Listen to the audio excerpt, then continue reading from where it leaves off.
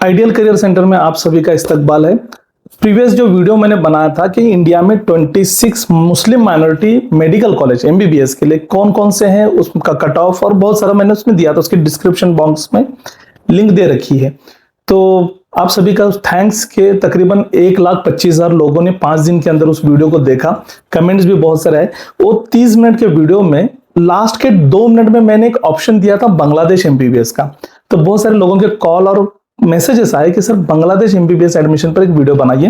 तो आपकी फरमाइश पर आज का जो वीडियो रहेगा प्योरली बांग्लादेश एमबीबीएस एडमिशन पर, और ये ट्रांसपेरेंट वीडियो रहेगा, मतलब बायस्ड वीडियो नहीं है। आपको लेना है नहीं लेना है डिसीजन आपने करना है, बट पूरा गाइडेंस और जो कुछ सही मालूमात है वो आपको इस वीडियो में मिलेगी। सबसे पहले तो बांग्लादेश ही क्यों? रशिया, कजाकिस्तान, जॉर्जिया, जब इतने बड़े बड़े नाम हैं, नामचीन नाम यूरोप कंट्रीज के हैं और एडवांस कंट्रीज के हैं, तो बांग्लादेश ही क्यों? तो चलिए मैं 15 पॉइंट ऐसे बता देता हूं जिसकी वजह से आपको बांग्लादेश में ही एडमिशन लेना चाहिए।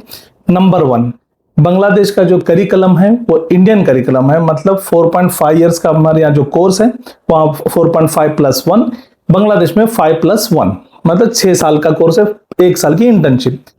करिकुलम मीन्स सिलेबस जो है पूरी तरह से इंडिया का है। नंबर 2, सिलेबस इंडिया का है तो बुक्स भी इंडिया की प्रेफर होते हैं। आप किसी से भी पूछ लीजिए जो इंडिया में एमबीबीएस कर रहा है, जो बांग्लादेश में एमबीबीएस कर रहा है, कि कौन से बुक्स आप प्रेफर करते हो, सेम बुक्स मिल जाएंगे। 3 नंबर, नियरेस्ट कंट्री, बॉर्डर हमसे लगा हुआ है इंडिया से, तो ऑब्वियसली आप मुंबई से फ्लाइट पे देखेंगे तो 2.5 आवर्स में, मतलब 2.5 घंटे में आप ढाका पहुंच जाते हैं, मतलब नियरेस्ट कंट्री है। इसके बाद आता है अगला नंबर के कल्चर सेम है, फूड सेम है।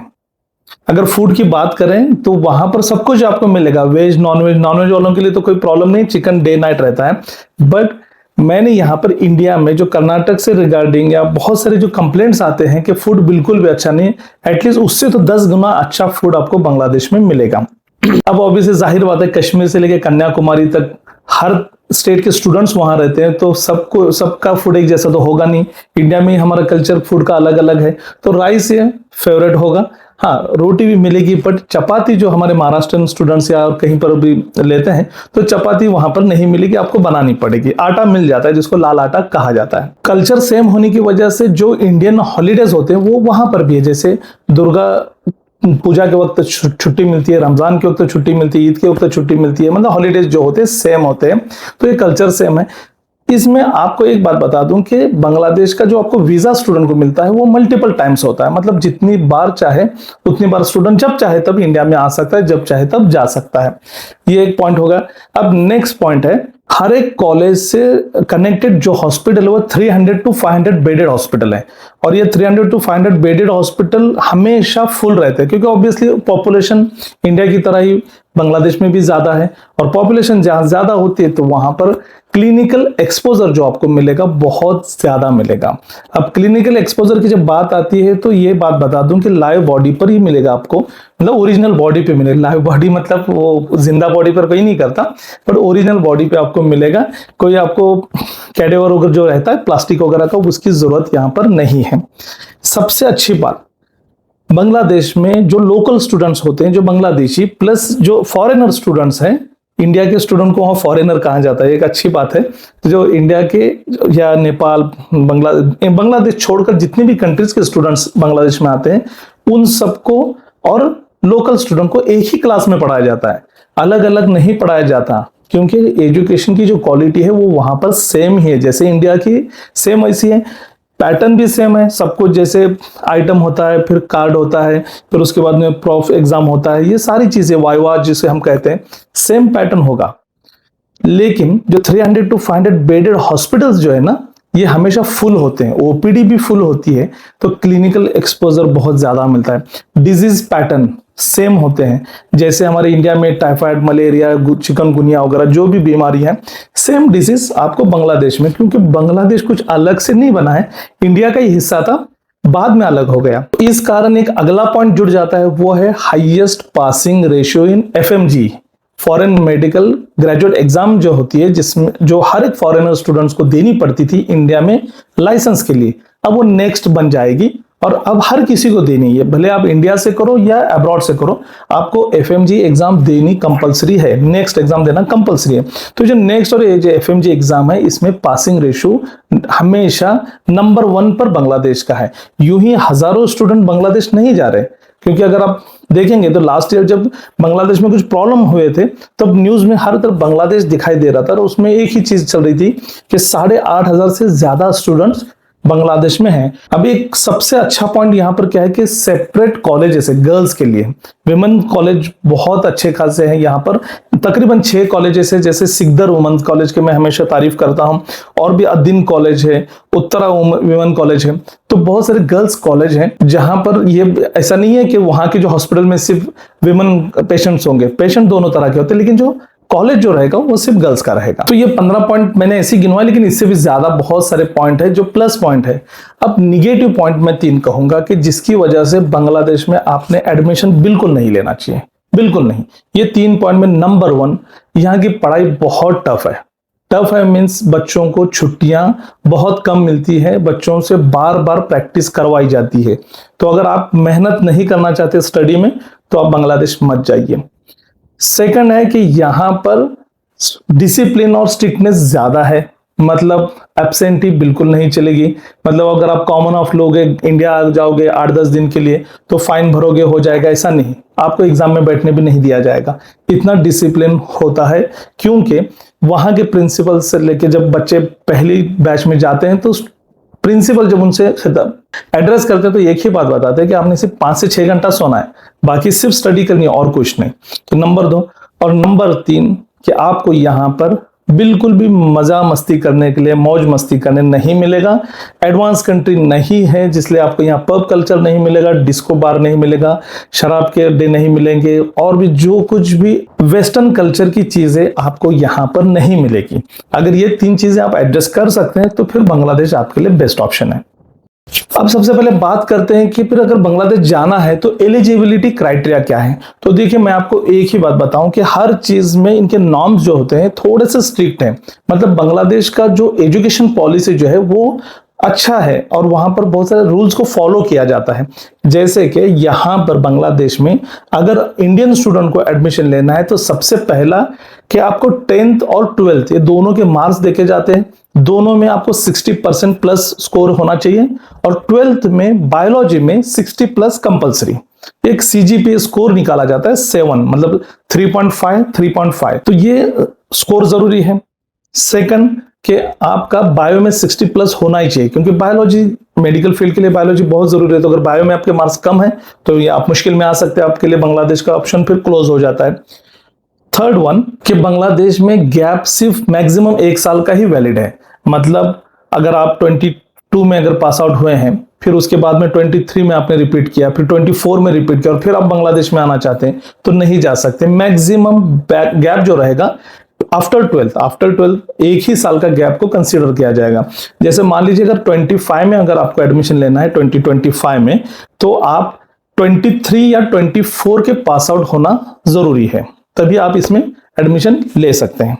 मान लीजिए 24-25 की बैच में अगर आपको एडमिशन लेना है, तो आप 23 या 24 के पास आउट होना चाहिए 12th के, तभी आप इसमें एडमिशन ले सकेंगे। अगर आप 22 के होंगे तो यहां पर आप इनवैलिड कहलाओगे। तो ये एक रूल है जिसकी वजह से बहुत सारे बच्चे यहां पर रिजेक्ट हो जाते हैं। और सबसे last but not the least के नीट क्वालिफाई होना जरूरी है। अगर आप इंडिया के स्टूडेंट्स हो और इंडिया में ही आकर आपको प्रैक्टिस करनी है, तो आपको बांग्लादेश में एडमिशन लेते समय इंडिया का जो भी नीट क्वालिफिकेशन का स्कोर होगा, जैसे 167, 137, 157, ये होना जरूरी है। ओपन कैटेगरी का, रिजर्व कैटेगरी का बांग्लादेश के लिए कंसीडर नहीं किया जाता। अब बात करते हैं सबसे मेन टॉपिक जो है बजट की फीस क्या होती है। देखिए, आप सभी को एक ही बात बता दूं, आप किसी भी कंट्री का जब बजट किसी काउंसलर से पूछते हैं, या फिर आप गूगल पे सर्च करते हैं, यूट्यूब के वीडियोस देखते हैं, तो आपको जो बजट बताया जाता है वो सिर्फ और सिर्फ ट्यूशन फी का बताया जाता है।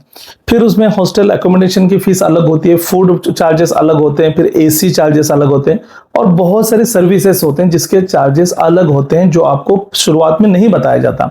इसलिए मेक श्योर कि जब भी आप किसी भी कंट्री का इंक्लूडिंग बांग्लादेश, अगर आप बजट किसी से पूछ रहे हैं, मैं तो यह बता ही रहा हूं, बट फिर भी थोड़ा सा वेरी करता है तो वो पूरा कंसीडर करके चलें, ताकि ऐसा ना हो कि आपने सामने वाले ने आपको 25 बोल दिया और आप देख रहे हैं कि बजट तो आपको 40 लाख पर जा रहा है, तो ऐसा ना हो। इसलिए ध्यान से सुनिए, बांग्लादेश में जितने भी कॉलेजेस हैं, जैसे 25 के लिए 24-25 के लिए बांग्लादेश में 64 प्राइवेट एमबीबीएस कॉलेज है, जिसमें 25% सीट इंडियन स्टूडेंट के लिए रिजर्व है।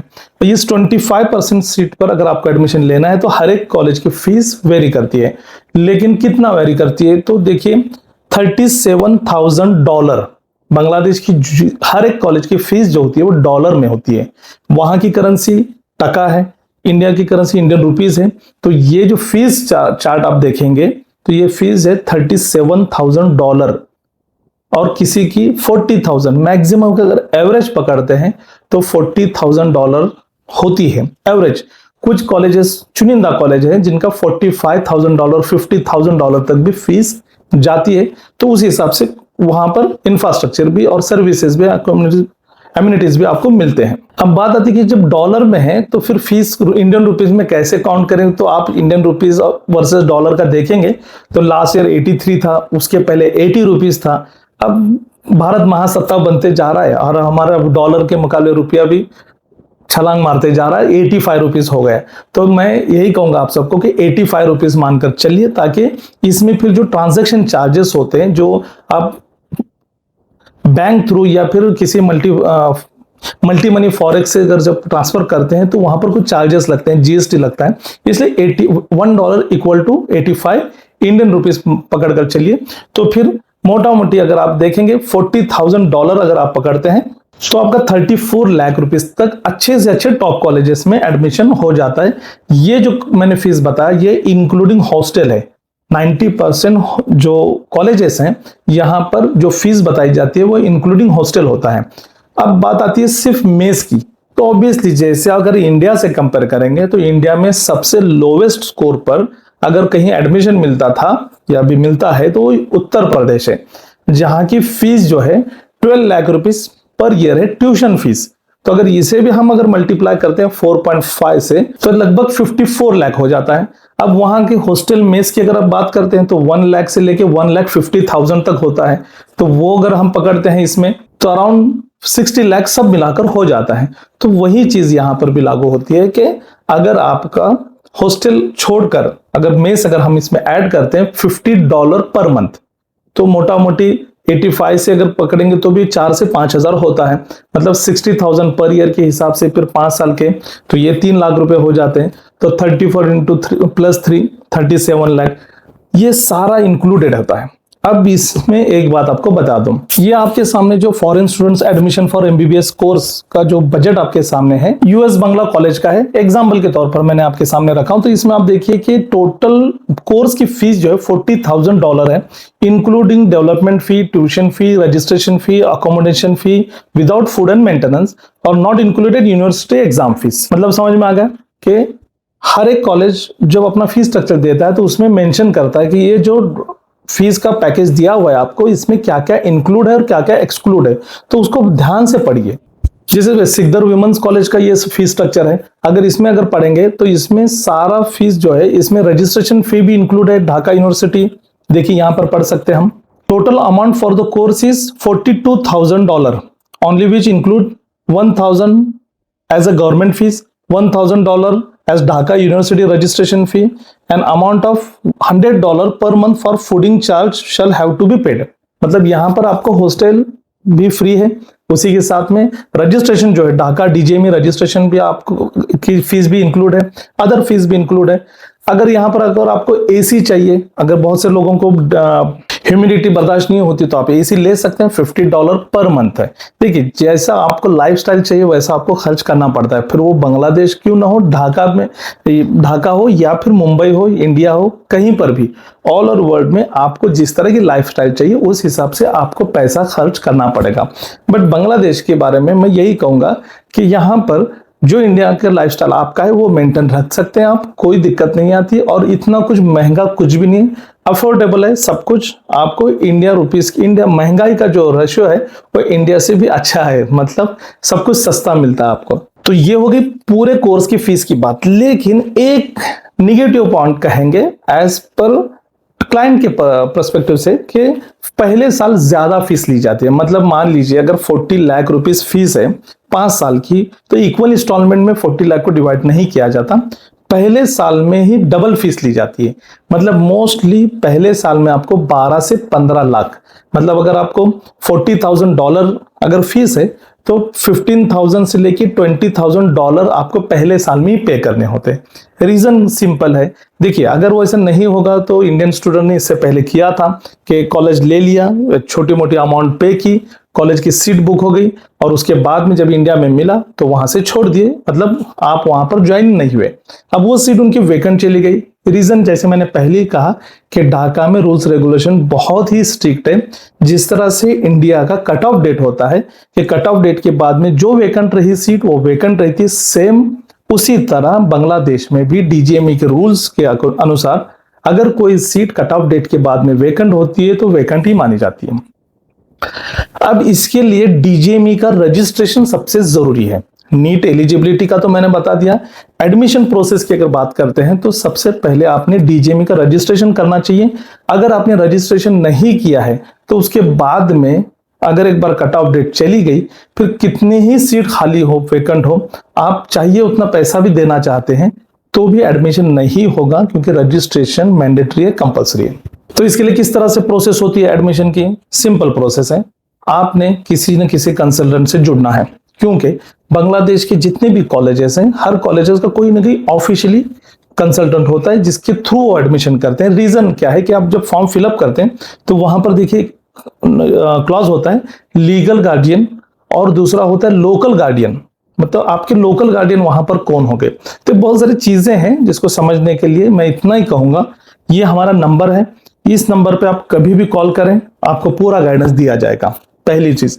दूसरी चीज, एडमिशन प्रोसेस की स्टेप समझिए। सबसे पहली बात, जैसे मैंने कहा कि आप अगर एडमिशन लेना है तो सबसे पहले आपने डीजीएमई का रजिस्ट्रेशन करना है। $100 का होता है, मतलब मोस्टली 8,500 का।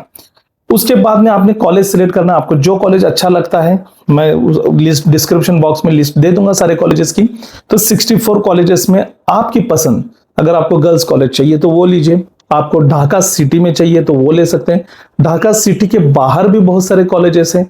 अब देखिए, एक चीज मैं बता दूं कि बांग्लादेश में पॉपुलेशन ज्यादा है, तो अगर ज्योग्राफिकली हम देखेंगे तो जो बड़े बड़े सिटीज है ढाका वगैरह, तो यहाँ पर के जो कॉलेजेस है ना, ये वर्टिकल होते हैं, मतलब 10 फ्लोर 15 फ्लोर। हॉरिजॉन्टल थोड़े से कम होते हैं। जैसे कि अगर मैं आपको बता दूं कि खुलना सिटी है जो कोलकाता से एकदम नजदीक आता है, मतलब कोलकाता से बाकायदा ट्रेन चलती है खुलना सिटी के लिए, वहां पर हमारे बहुत सारे बच्चे खुलना सिटी में। तो वहां का कॉलेज हॉस्पिटल अगर आप देखोगे, कॉलेज भी और हॉस्पिटल भी, तो पूरा 15 फ्लोर का है। मतलब ड्रोन से अगर उस शहर का फोटो निकालोगे, सबसे बड़ी इमारत कौन सी दिखेगी? तो हॉस्पिटल की दिखेगी।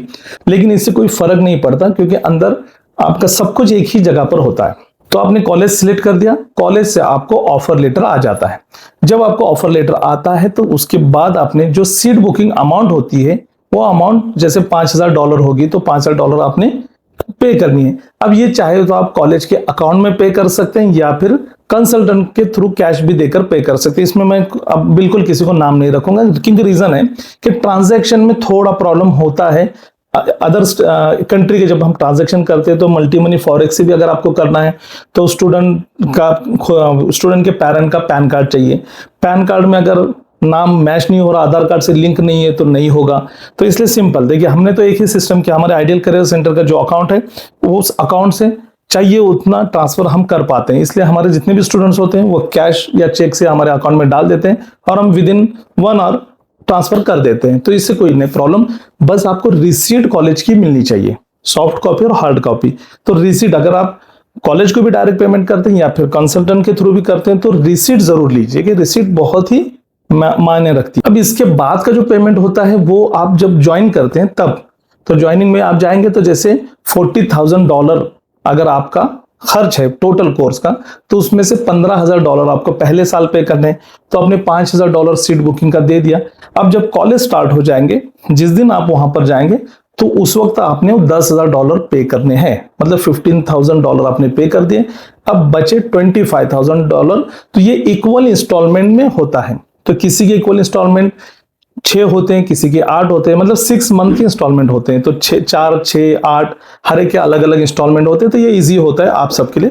बस पहला साल आपको थोड़ा सा बोझ महसूस होगा फीस देने के लिए, लेकिन उसका भी एक सोल्यूशन मैं आपको बताता हूं कि आप जब ऑफर लेटर आता है तो उसमें सारा कुछ मेंशन होता है कि आपका एडमिशन, उसकी फीस वगैरह, तो आप उस पर एजुकेशन लोन ले सकते हैं। मौलाना आजाद का भी एजुकेशन लोन जो अभी मिलता है महाराष्ट्र में, तो वो 25 लाख तक मिलता है अब्रॉड के लिए। और ऑब्वियसली बांग्लादेश के बहुत सारे स्टूडेंट के एडमिशन हमने जो करा है, उनके लोन भी हमने सैंक्शन करवा कर दिए हैं। अब बारी आती है कि कॉलेज कब स्टार्ट होते हैं। तो देखिए, इंडिया का सिलेबस, इंडिया का जो एकेडमिक ड्यूरेशन है वो बांग्लादेश का सेम ही है, टाइम टेबल भी सेम ही था। बट 2019 में जब कोविड का सीन हुआ, तो कोविड में बहुत डिस्टर्बेंस हुआ और ये टाइम टेबल थोड़ा सा गड़बड़ाया गया। तो उस वजह से अब उसको कवर करने के लिए हर साल 1 महीना पहले एडमिशन कराए जा रहे हैं।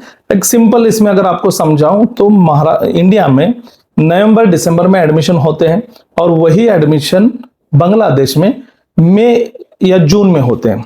तो अब 22 में जुलाई में हुए थे, 23 में जून में हुए, 24 में मतलब लास्ट ईयर जो एडमिशन हुए वो मई महीने में हुए, और अभी 25 है तो अभी अप्रैल एंड में होंगे। तो जो एक महीना कवर हो चुका है, ज्यादा गैप नहीं पड़ेगा।